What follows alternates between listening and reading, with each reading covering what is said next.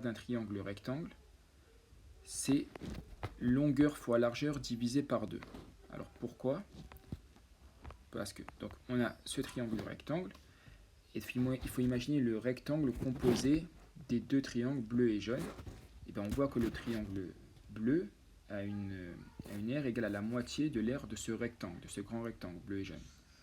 Donc l'aire du grand rectangle bleu et jaune, c'est 3 mètres fois 6 mètres, c'est-à-dire 18 mètres carrés. Et donc si on veut juste l'aire du triangle bleu, il suffit de faire 18 mètres carrés divisé par 2, prendre la moitié, c'est-à-dire 9 mètres carrés. Ce serait pareil pour le triangle jaune d'ailleurs. Donc c'est longueur fois largeur divisé par 2. Donc c'est-à-dire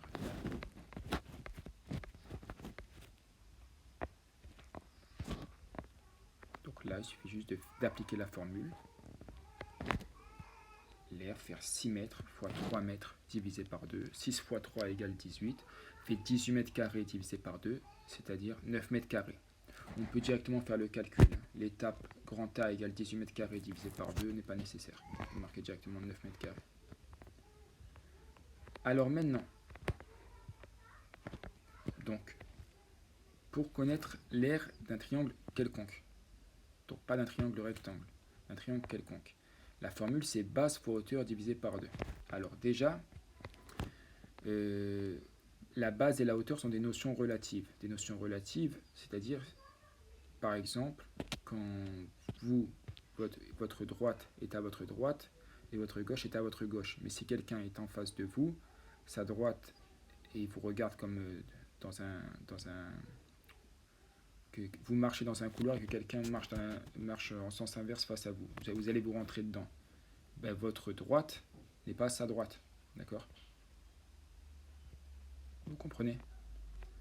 Et donc c'est une notion relative par rapport. Donc la base et la hauteur.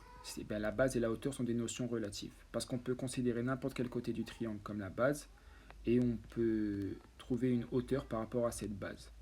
Donc par exemple ici, on considère la base du côté qu'on nous donne, donc de ce côté qui fait 8 décimètres. Et la hauteur, c'est très simple. Imaginez comme si ce triangle est une montagne. La hauteur de la montagne, donc c'est la hauteur du triangle, d'accord. Donc ce qui part perpendiculairement au sol et qui arrive au sommet, d'accord. Mais on pourrait considérer n'importe quel autre côté comme une base et trouver la hauteur, d'accord. En gros, retourner la montagne pour savoir quelle est la hauteur si on comptait en partant d'un autre endroit. Donc la base et la hauteur changent en fait. Base et hauteur, on va trouver par exemple 8 décimètres, on prend notre côté, il ne fera pas forcément 8 décimètres, d'ailleurs il ne fera pas 8 décimètres. Mais par contre, le produit base et hauteur sera toujours égal au même résultat. Par exemple, si ici on a 8 décimètres et 4 décimètres, 8 fois 4 égale 32. Si on prend par exemple le plus petit des côtés, on va dire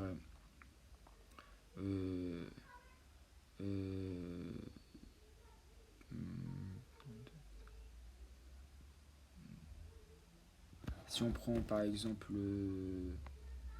bon, ce serait pas ça ici, hein, mais si on prend par exemple le côté là si on prend ce côté là et on dit qu'il mesure 16 décimètres, ce qui n'est pas le cas du tout, hein, ce qui mesure 16 décimètres, et ben la hauteur par rapport à ce côté sera de 2 décimètres. Et 16 fois 2, ça fera 32 aussi. Donc le produit base fois hauteur reste le même. Par contre, base et hauteur sont variables.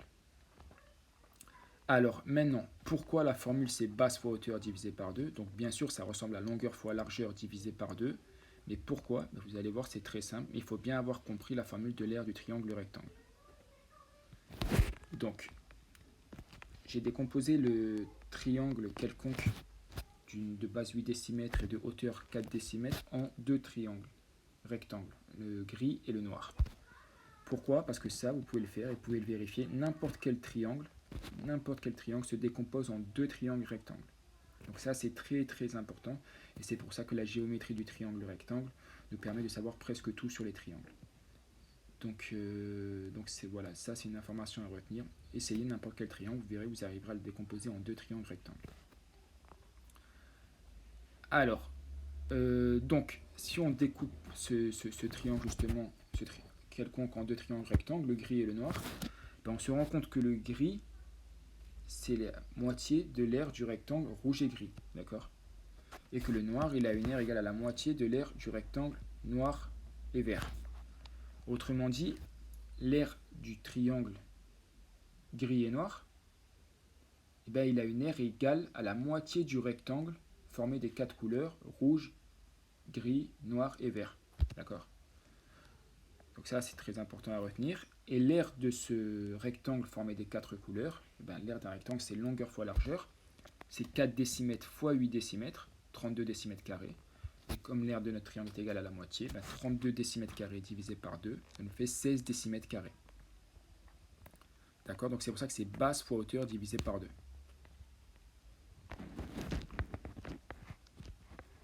Donc la base est de 8 décimètres, la hauteur est de 4 décimètres. Donc l'aire, on fait 8 décimètres fois 4 décimètres divisé par 2. Ça nous fait 32 décimètres carrés divisé par 2. Ça nous fait 16 décimètres carrés. Ensuite, l'aire d'un triangle rectangle. Donc, c'est longueur fois largeur divisé par 2. Donc, il n'y a aucune difficulté là, une fois qu'on avait compris. Donc, longueur 5 cm, largeur 4 cm. Donc, l'aire 5 cm fois 4 cm divisé par 2. Donc, l'aire est de 20 cm divisé par 2. Donc, l'aire est de 10 cm. Pareil ici. Donc, il suffit juste d'appliquer la formule. 10 mm fois 7 mm divisé par 2. Base fois hauteur divisé par 2, ce qui nous fait 35 mm². Donc très bien. Donc n'hésitez pas s'il y a des questions dans les commentaires. Ensuite, l'exercice 5. Donc c'est pareil. On n'a pas les figures sous les yeux, mais on a toutes les informations nécessaires pour répondre. Donc on a un triangle rectangle qui a pour longueur 13 cm et pour largeur 4 cm. On peut appliquer directement la formule. L'aire, c'est égal à 13 cm fois 4 cm divisé par 2. Ce qui nous fait 52 cm² divisé par 2, ce qui nous fait 26 cm². Et pour l'aire du triangle quelconque, on a une base de 6 cm et une hauteur de 7 cm. Donc son aire, c'est 6 cm fois 7 cm divisé par 2. Donc son aire, c'est de 42 cm² divisé par 2. Donc son aire est de 21 cm².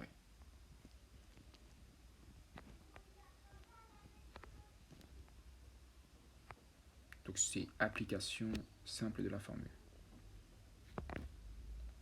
Alors maintenant, l'exercice 6. C'est presque la même chose, sauf qu'il y a un détail très important.